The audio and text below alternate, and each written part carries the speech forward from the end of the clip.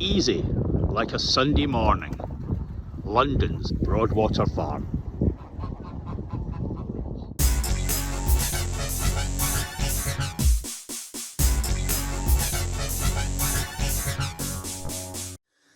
After Grenfell Tower, we were supposed to stop stigmatising council estates. Sky News never got the memo. I'm Alistair McIntosh, HQN, bringing you this week's First Things First. I was sent a clip of Sky News film on Broadwater Farm.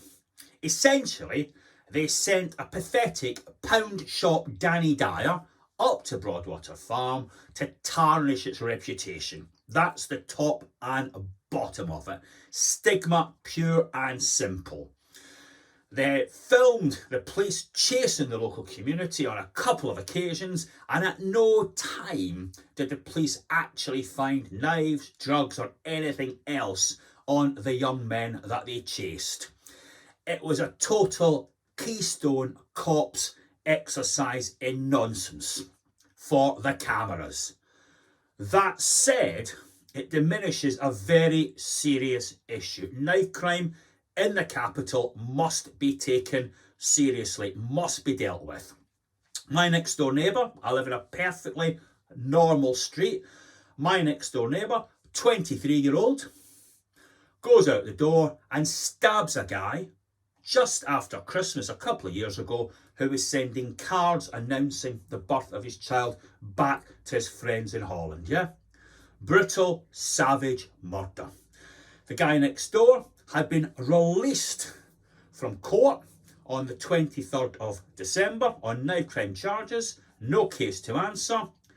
29th of December, the murder happened right out there. I'm in a pub a couple of weeks ago near King's Cross with a very senior person from G15. We're having a chat. Guy hears my Glasgow accent, comes over to talk to me. He lived nearby, just off the Caledonian Road, near King's Cross, and his 15-year-old son was stabbed to death a couple of years ago. So this is a big, big issue in London. It must be taken seriously, not the subject of these dramatised so-called news programmes. You go back in time. The man that eradicated knife crime in Glasgow in the 1930s was Sir Percy Sillitoe. Ended up running MI5. Now his tactics were brutal, they were militaristic. You could not deploy them today. But he said one very interesting thing. No matter how you crush crime, if you don't sort out the housing, if you don't sort out the poverty, it will return. Wise words from the 1930s. Now, my father was growing up in Glasgow at that time. He was inspired, he was in awe of the police, as many people were at the time, so he joined up. He even set up the first ever flying squad in Glasgow. And he was wild in many ways.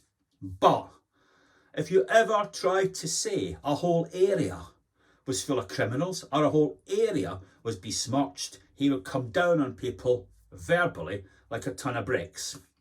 His friend, who rose even higher in the police to the point of being the person that protected Mrs. Thatcher when she came to Scotland, was scarred, affected, call it what you will, by the fact that his dad was out of work for most of the 1920s. So he was brought up in very difficult circumstances. And he was disappointed in the quality of the protests against Thatcher. He thought they should have been more intense. His war on drugs was a war on heroin because it pacified people at a time when they should have been active. So what's the point here?